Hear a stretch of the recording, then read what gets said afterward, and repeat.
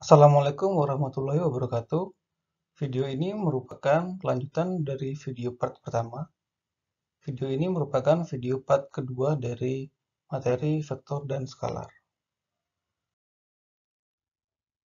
Vektor satuan adalah sebuah vektor yang besarnya 1. Jika vektor A adalah sebuah vektor yang besarnya tidak boleh sama dengan 0, maka untuk vektor A dibagi dengan besarnya vektor A adalah sebuah vektor satuan yang arahnya sama dengan vektor A. Setiap vektor A dapat dinyatakan oleh sebuah vektor satuan. Kita dapat menuliskannya atau menyimpulkannya dengan A kecil dengan tanda panah di atas. Dalam arah vektor A dikalikan dengan besarnya vektor A. Dapat disimbolkan dalam simbol vektor A sama dengan besaran vektor A dikalikan dengan vektor satuan A.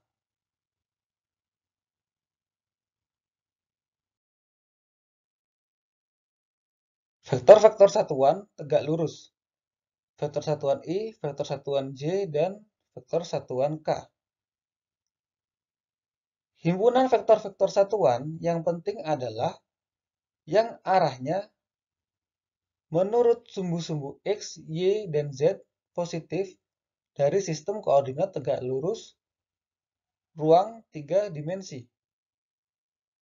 Masing-masingnya dinyatakan oleh vektor satuan I, vektor satuan J, dan vektor satuan K. Bisa dilihat pada gambar 5. Pada gambar 5 ini kita dapat melihat vektor-vektor satuan ini terdapat pada sumbu X, Y, dan Z. Di mana vektor satuan I itu terdapat pada sumbu X, vektor satuan J terdapat di sumbu Y, dan vektor satuan K yang terdapat pada sumbu Z.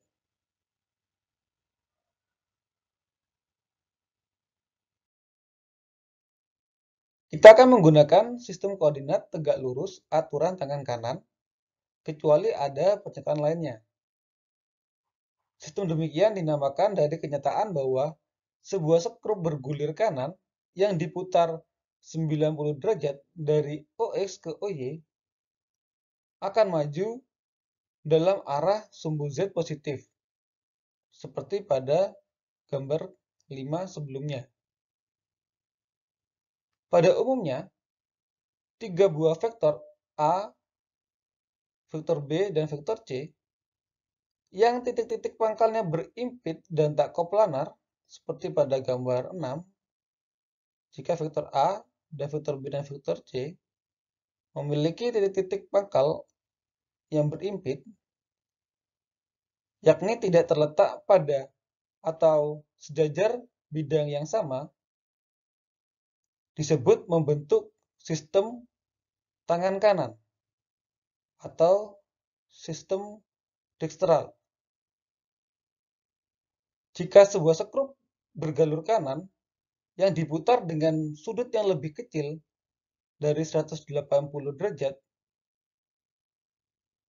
dari A ke B, yaitu dari vektor A ke vektor B, maka akan maju ke arah vektor C.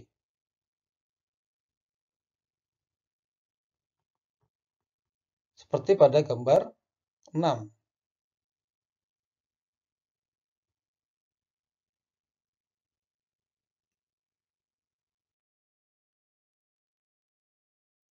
Komponen-komponen sebuah vektor. Setiap vektor A dalam ruang 3 dimensi dapat digambarkan dengan titik pangkal pada titik asal 0 dari sistem koordinat tegak lurus. Dapat kalian lihat pada gambar 7, di mana untuk vektor A, dia memiliki titik pangkal atau titik asal di 0 dari sistem koordinat tegak lurus. Misalnya, A1, A2, dan A3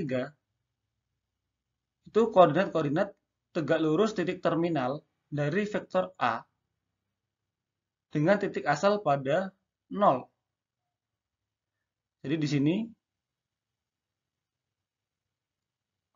A1 dia berada di sumbu X yang tegak lurus dengan A2 yang berada di sumbu Y dan A3 yang berada di sumbu Z. Vektor-vektor A1I, A2J, dan A3K disebut vektor-vektor komponen tegak lurus, atau secara singkat, vektor-vektor komponen dari A berturut-turut dalam arah-arah X, Y, dan Z. Jadi, jika kita memiliki pangkal di 0, titik pangkal atau titik asal di 0, dan memiliki A1, A2, dan A3 yang tegak lurus di sumbu X, sumbu Y, dan sumbu Z.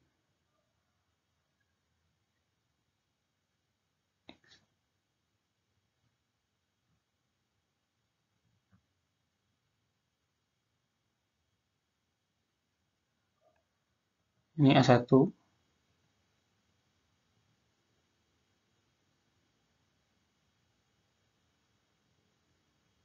A2,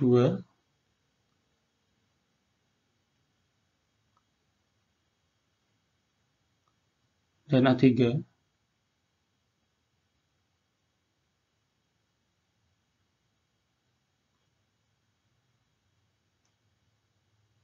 Maka nanti untuk vektor A berada di sini.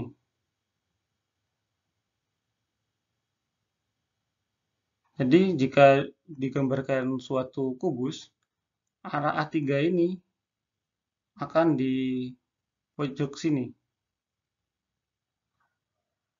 Jadi dia arahnya seperti ini.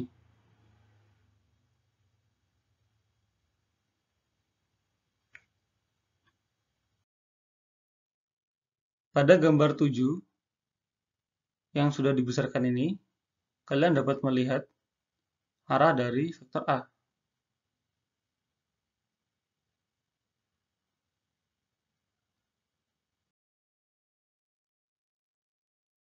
A1, A2, dan A3 disebut komponen-komponen tegak lurus, atau secara singkat, komponen-komponen dari vektor A berturut-turut dalam arah X, Y, dan Z. Jumlah atau resultan dari A1 vektor satuan I, A2 vektor satuan J, dan A3 vektor satuan K adalah vektor A. Sehingga kita dapat menulis vektor A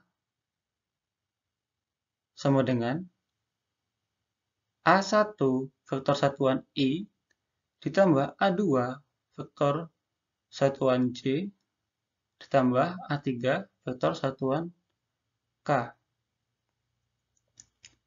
Sedangkan besar dari vektor satuan A dapat dinyatakan dengan besar vektor satuan A sama dengan akar dari A1 kuadrat ditambah A2 kuadrat ditambah A3 kuadrat.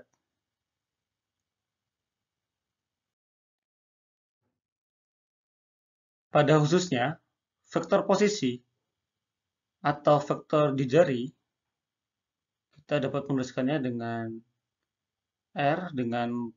R kecil dengan tanda panah di atas,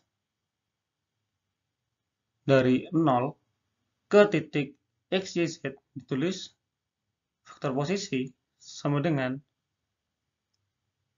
X dikali vektor satuan I ditambah Y dikali vektor satuan J ditambah Z kali vektor satuan K.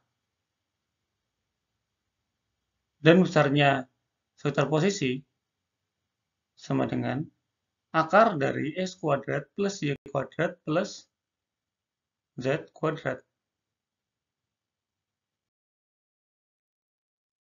Medan skalar. Jika pada tiap-tiap titik X, Y, Z dari suatu daerah R, dalam ruang dikaitkan sebuah bilangan atau skalar, di sini ada simbol pi varian X, Y, Z, maka simbol pi varian ini disebut fungsi skalar dari kedudukan atau fungsi titik skalar atau scalar point function, dan kita mengatakan bahwa sebuah medan skalar telah didefinisikan dalam R. Contoh-contoh, yang pertama, temperatur pada setiap titik di dalam atau di atas permukaan bumi pada suatu saat tertentu mendefinisikan sebuah medan skalar. Yang kedua, fungsi skalar X, Y, Z sama dengan X pangkat 3 Y dikurangi Z kuadrat mendefinisikan sebuah medan skalar. Sebuah medan skalar yang tak bergantung pada waktu disebut medan skalar stasioner.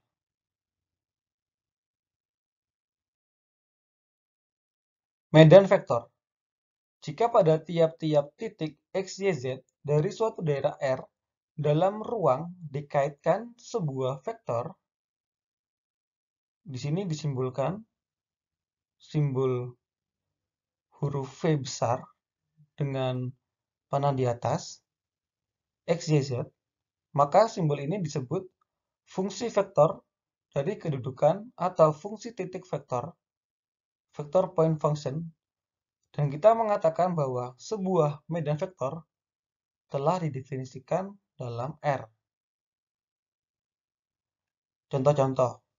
Yang pertama, jika kecepatan pada tiap titik X, Y, Z dalam sebuah fluida yang sedang bergerak diketahui pada suatu saat tertentu, maka medan vektor terdefinisikan.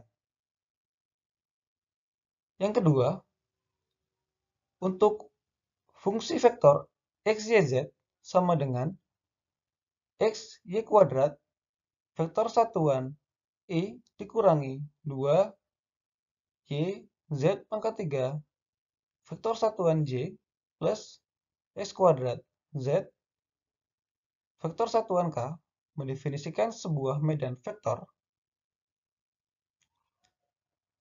Sebuah medan vektor yang tidak bergantung pada waktu disebut sebuah medan vektor stasioner.